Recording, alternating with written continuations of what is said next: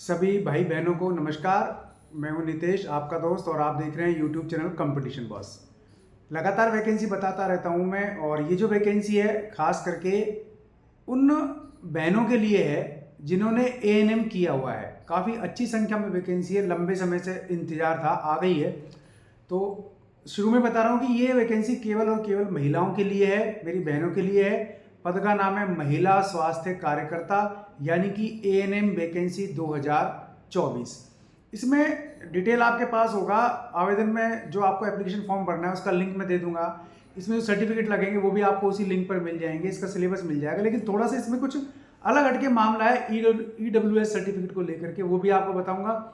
और जिन लोगों पर केस चल रहा है, जिनके मामला जांच के अधीन है, उन लोगों के लिए अलग से इंस्ट्रक्शन है। और जो प्रोविजनल जिनके पास सर्टिफिकेट है उनके लिए भी अलग से इंस्ट्रक्शंस है। तो वैकेंसी है उत्तर प्रदेश में महिला स्वास्थ्य कार्यकर्ता एएनएम की। तो इसके बारे में डिटेल्स आपको पता है कि इसके आवेदन निकल चुके हैं, फॉर्म निकल चुके हैं, एप्लीकेशन फॉर्म। और ये जो फॉर्म है ये भरे जाएंगे आपके 27 नवंबर तक इसकी लास्ट डेट है। आप इसको आराम से भर सकते हैं। 14 अक्टूबर को इसके आवेदन आ गए थे और 28 अक्टूबर से ये शुरुआत हो जाएगी इसके फॉर्म भरने की। तो 28 अक्टूबर से 27 नवंबर तक अभी फॉर्म भरना शुरू होने में टाइम है। वैकेंसी आ गई है, देख लेना। तो 28 अक्टूबर से 27 नवंबर तक 2024 तक ये आपके एप्लीकेशन फॉर्म की डेट है।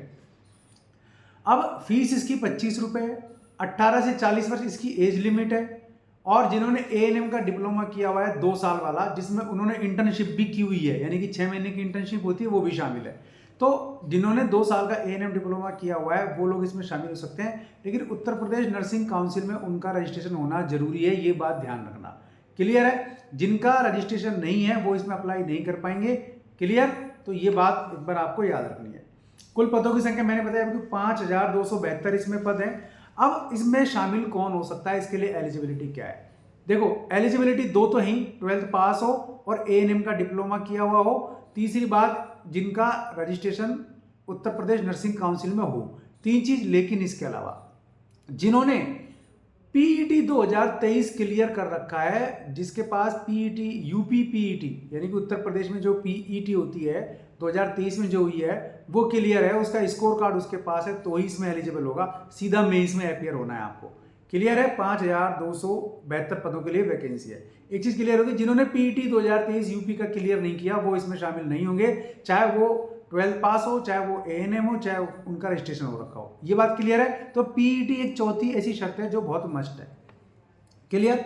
अच्छा, अब इसमें कौन शामिल नहीं हो सकता? देखो, पीईटी में बहुत सारे लोग शामिल हुए। एक तो पीईटी में जिनके जो अंक है वो नेगेटिव में है या जिनके नंबर 0 हैं। कई बार आरक्षण के चक्कर में हम सोचते हैं कि हमारे तो माइनस में सिलेक्शन होगा या नेगेटिव मार्किंग आई तो सिलेक्शन होगा, ऐसा अब नहीं है भाई। अब जिनके 0 अंक है पीईटी में या जिनके नेगेटिव अंक है वो सिलेक्शन नहीं होंगे। पहले एक जमाना था जब -7 पे भी सिलेक्शन हो रहा था, एएन जेईएन बन रहे थे, इंजीनियर्स बन रहे थे। अब ऐसा जमाना नहीं है। क्लियर है? तो ये बात मैंने आपको बता दी, अदरवाइज लेने की जरूरत नहीं है, केवल क्वालिटी वाली बात है। अब वो भाई बहन जिनका आयोग स्तर से जांच चल रही है ना, और वो भाई बहन जो प्रोविजनल श्रेणी के हैं, उनको इस एग्जाम में शामिल तो किया जाएगा, इस भर्ती में शामिल तो किया जाएगा। लेकिन जब उसकी जांच पूरी हो जाएगी, उनका प्रकरण पूरा हो जाएगा, उसका जो भी निर्णय आएगा वो उसके योग्य दिए जाते हैं, अयोग्य दिए जाते हैं। उनकी आवेदन या अभ्यर्थना उसके अधीन होगी। अगर वो योग्य दिए जाते हैं तो वो आगे जाएंगे, नहीं तो उनका जो कैंडिडेचर है वही निरस्त कर दिया जाएगा। क्लियर हो गई? और हाँ, एक चीज और है, जो संविदा पर काम कर रहे हैं नर्सिंग कर्मी एएनएम की ये वैकेंसी चूंकि महिलाओं के लिए, तो महिलाओं के लिए ही बेनिफिट मिलेगा। तो जो बहनें ऑलरेडी संविदा पर काम कर रही है उनको 1 साल के लिए 3 अंक दिए जाएंगे और मैक्सिमम उनको 15 अंक दिए जाएंगे 5 साल तक के। तो जो आपकी लिखित परीक्षा होगी ये अंक उसमें जुड़ेंगे, उसके आधार पर आपकी मेरिट बनेगी। तो आपका सिलेक्शन इस तरीके से होगा। क्लियर है? और इसके अलावा ईडब्ल्यूएस प्रमाण पत्र की मैंने बात कही थी, तो ईडब्ल्यूएस वाला प्रमाण पत्र जरूरी है। तो वो आपका प्रमाण पत्र 1 अप्रैल 2024 से 27 नवंबर 2024 के बीच बना हुआ होना चाहिए। ठीक है? यानी कि आवेदन की जो लास्ट डेट है आपकी 27 नवंबर, उस डेट तक बन जाए, उसके बाद का वैलिड नहीं होगा। और किसी का पहले बना हुआ है ना, 1 अप्रैल 2024 से पहले का बना है, तो वो भी काम नहीं आएगा। क्लियर है? तो 1 अप्रैल 2024 से 27 नवंबर 2024 के बीच बना ईडब्ल्यूएस प्रमाण पत्र आपको है, तो आप इसके लिए ईडब्ल्यूएस का बेनिफिट मिलेगा, 10% आरक्षण मिलेगा आपको। और इसमें जो सर्टिफिकेट लगा है आपका इनकम वाला वो 2023-24 वाला होना चाहिए। तो और वो भी 2023-24 वाला कौन सा, जो 2024-25 में मान्य हो। तो फर्जी मत लगा लेना, नहीं तो मारे जाओगे, क्योंकि फर्जीवाड़ा बहुत भयंकर हो रहा है, तो और उसके परिणाम भी लगातार मिल रहे हैं। तो बाकी डिटेल अगर आपको और चाहिए तो लिंक मैंने दिया है वीडियो के डिस्क्रिप्शन में, वहाँ से देख लेना। आपको सारे सर्टिफिकेट की कॉपी, कैसे सर्टिफिकेट बनेगा, क्या होगा, सिलेबस क्या है, इसका पूरी डिटेल क्या, देख लेना। और UPSSC जो है कमीशन है आपका आयोग है, उसकी वेबसाइट पर भी अवेलेबल है, तो वहाँ से भी आप देख सकते हैं।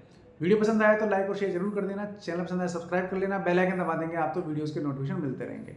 आज के इस वीडियो में बस इतना ही, ऐसे किसी वीडियो में फिर मिलूंगा, तब तक के लिए नमस्कार, जय हिंद, जय भारत।